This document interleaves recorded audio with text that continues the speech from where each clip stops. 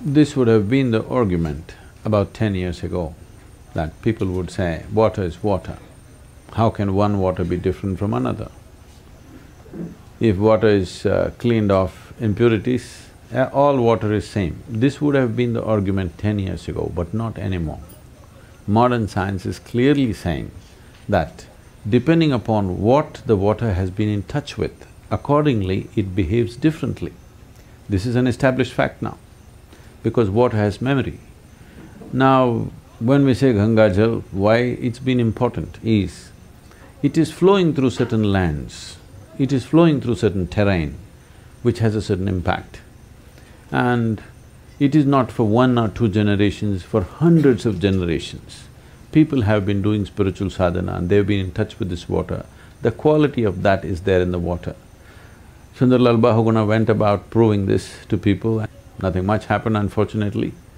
But his own health got transformed tremendously just living on the Ganga bank.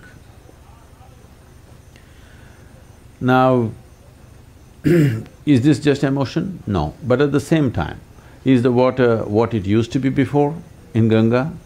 No, because the water that you're drinking today is held in a dam in 2-3 different places, and one dam which holds it there for a long period of time and then let out. It is not the same thing anymore, unfortunately.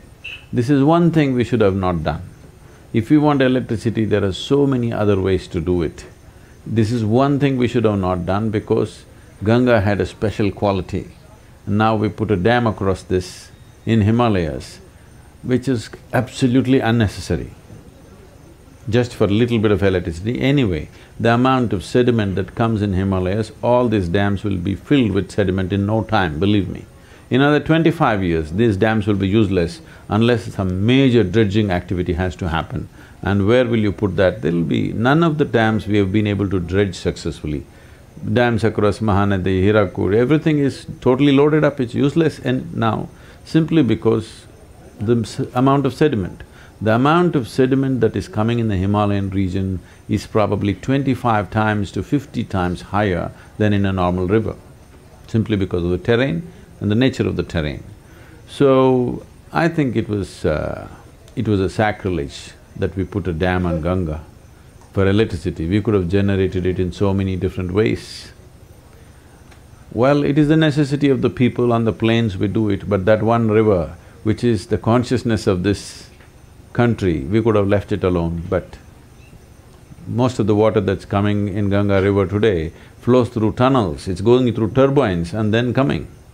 So I cannot assure you that it's the same quality now, but still, whether you believe or you don't believe, if you touch the water, you will see it's very different.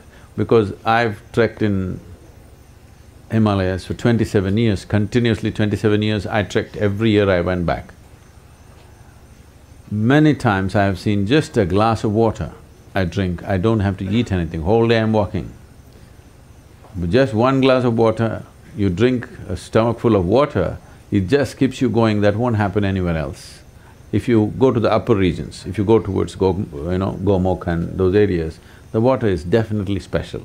As it comes down with all these turbines and stuff, it's not the same, but still it is different from what you would find elsewhere. So this is not an emotional aspect, there is a scientific basis to it. Unfortunately, we are not maintaining that atmosphere. We are destroying the atmosphere and expect the water to be same, it won't be after some time.